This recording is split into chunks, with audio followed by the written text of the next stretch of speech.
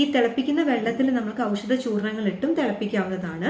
ഗുഡുജാതി കഷായ ചൂർണം, അതുപോലുള്ള പല ഷഡംഗപാനീയ ചൂർണം, അങ്ങനെ ഒരുപാട് കഷായ ചൂർണങ്ങൾ നമ്മളെ ആയുർവേദ കടകളിൽ ലഭ്യമാണ്. നമസ്കാരം, ആയുർ സമൃദ്ധിയുടെ പുതിയൊരു വീഡിയോയിലേക്ക് എല്ലാവർക്കും സ്വാഗതം.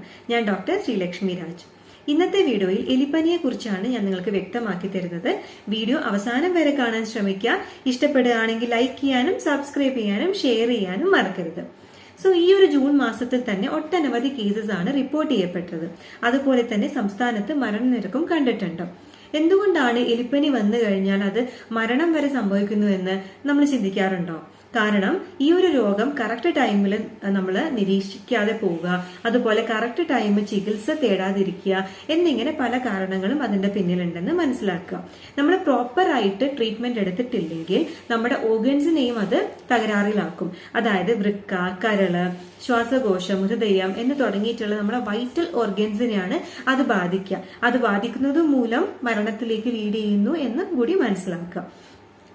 ഇത്തരത്തിലുള്ള പ്രശ്നങ്ങൾ നമ്മൾ ഫേസ് ചെയ്യുമ്പോൾ നമ്മൾ അങ്ങനെ ടെൻഷൻ അടിക്കേണ്ട ആവശ്യമില്ല. നമ്മൾക്കിത് ചികിത്സിച്ച് ഭേദമാക്കാവുന്നതേ ഉള്ളൂ. പക്ഷേ നമ്മൾ ഇനീഷ്യൽ ടൈമിൽ മനസ്സിലാക്കിയിട്ടില്ലെങ്കിൽ പിന്നീട് അത് കോംപ്ലിക്കേഷൻസിലേക്ക് പോകുമെന്ന് മനസ്സിലാക്കുക. ലെപ്റ്റോസ്പൈറോസിസ് എന്ന ബാക്ടീരിയ ആണല്ലോ ഇത് കോസ് ചെയ്യുന്നത്. ഇതിനെ സ്പ്രെഡ് ചെയ്യിപ്പിക്കുന്ന അല്ലെങ്കിൽ രോഗവാഹകർ എന്ന് പറയുന്നത് എലിയാണ്, അല്ലെങ്കിൽ കന്നുകാലി, നായ, പന്നി തുടങ്ങിയിട്ടുള്ള മൃഗങ്ങളുമാണെന്ന് മനസ്സിലാക്കുക. ഈ ജലാശയത്തിൽ ഇത്തരത്തിലുള്ള മൃഗങ്ങൾ, അതായത് ഇത്രയും ഇൻഫെക്റ്റഡ് ആയിട്ടുള്ള മൃഗങ്ങളുടെ മലമൂത്ര വിസർജനം കലരുകയും നമ്മൾ അതുവഴി നടക്കാനിടയാവുകയും നമ്മുടെ ശരീരത്തിൽ എന്തെങ്കിലും മുറിവുണ്ടെങ്കിൽ ഈ ബാക്ടീരിയ അതിലേക്ക് പ്രവേശിക്കുകയും നമ്മുടെ ശരീരത്തിൽ എത്തുകയും ചെയ്യുന്നു.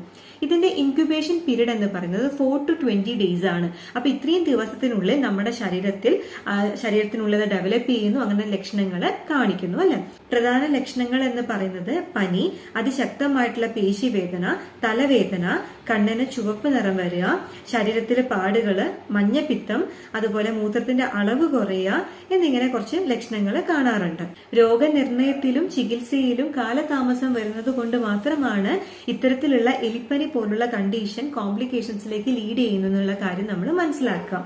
അപ്പോൾ ഇത്രയും അതായത് ഈ രോഗത്തിന്റെ സങ്കീർണത കൂടും തോറും നമ്മുടെ ഇന്റേണൽ വൈറ്റൽ ഓർഗൻസിനെ അത് കാര്യമായിട്ട് തകരാറിലാക്കുന്നെന്നും കൂടി നിങ്ങൾ മനസ്സിലാക്കേണ്ടതാണ്.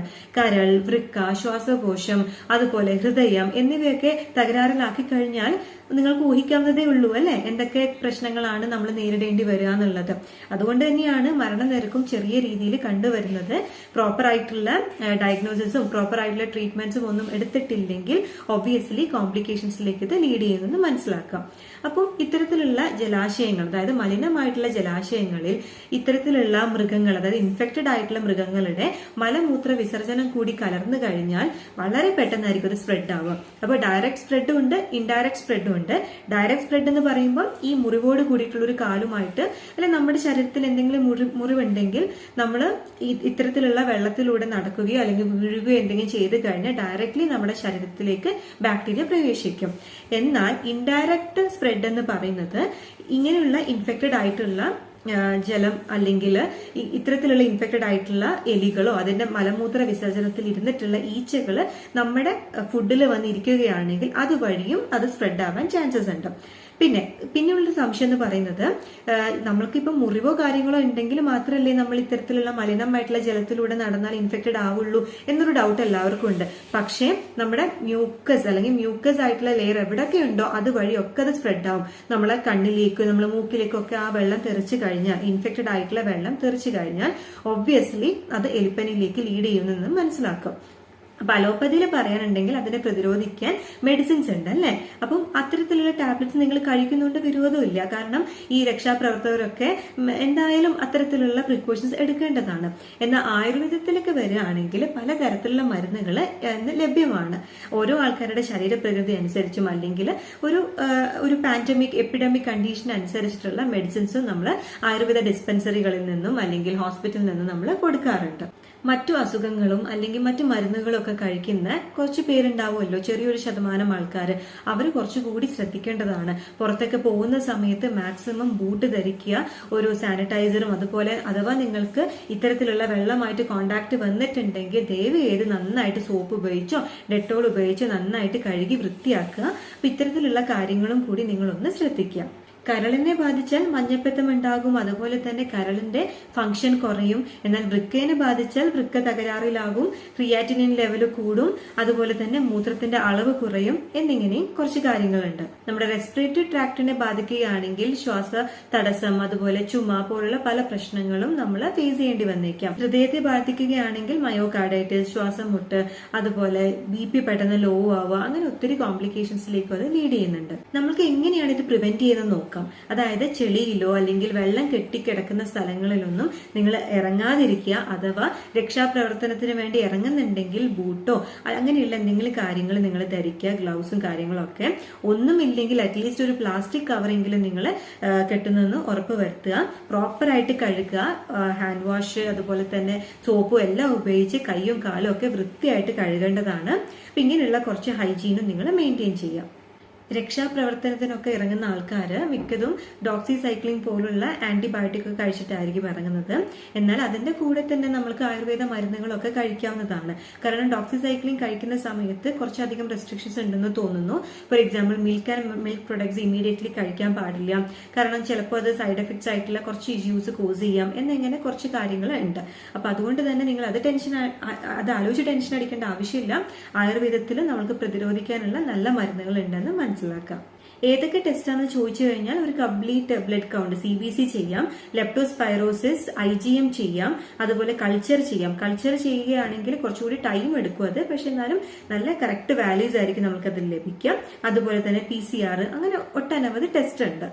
നമ്മൾ വീട്ടിൽ വളർത്തുന്ന നമ്മുടെ പട്ടിയായാലും പൂച്ചയായാലും അതിനൊക്കെ നമ്മൾ കൈകാര്യം ചെയ്യുമ്പോൾ ശ്രദ്ധിക്കുക. കാരണം എലിപ്പനി ഒരിക്കലും എലി മാത്രമല്ല കോസ് ചെയ്യുന്നത് നിങ്ങൾ മനസ്സിലാക്കേണ്ടതാണ്.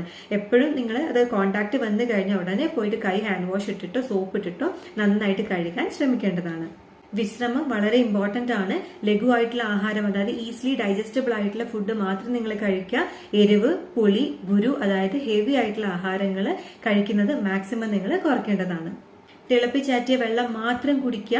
എല്ലാ വീഡിയോയിലും പറഞ്ഞ് എനിക്ക് മടുത്തു, പക്ഷെ നിങ്ങളത് ശ്രദ്ധിക്കുക. കാരണം തിളപ്പിച്ചാറ്റിയ വെള്ളം നിങ്ങൾ കുടിക്കുന്നില്ലെങ്കിൽ എങ്ങനെയൊക്കെയാണ് നമ്മുടെ ശരീരത്തിൽ ബാക്ടീരിയ അല്ലെങ്കിൽ പലതരത്തിലുള്ള പ്രശ്നങ്ങൾ കോസ് ചെയ്യാമെന്ന് നമുക്ക് ഊഹിക്കാൻ പോലും പറ്റില്ല. കാരണം അത്രയും മലിനമായി കൊണ്ടിരിക്കുകയാണ് നമ്മുടെ വാട്ടർ സോഴ്സസ് ഒക്കെ.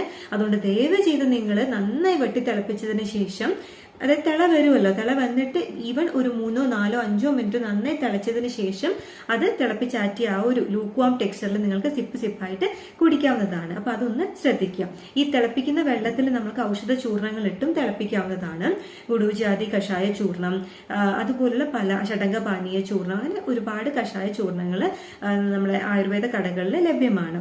അതുപോലെ തന്നെയാണ് ഇന്റേണൽ മെഡിസിൻസ്. അത് ഓരോ ആൾക്കാരുടെ സിംറ്റംസ് നോക്കിയിട്ട് നമുക്ക് മരുന്ന് കൊടുക്കാവുന്നതാണ്.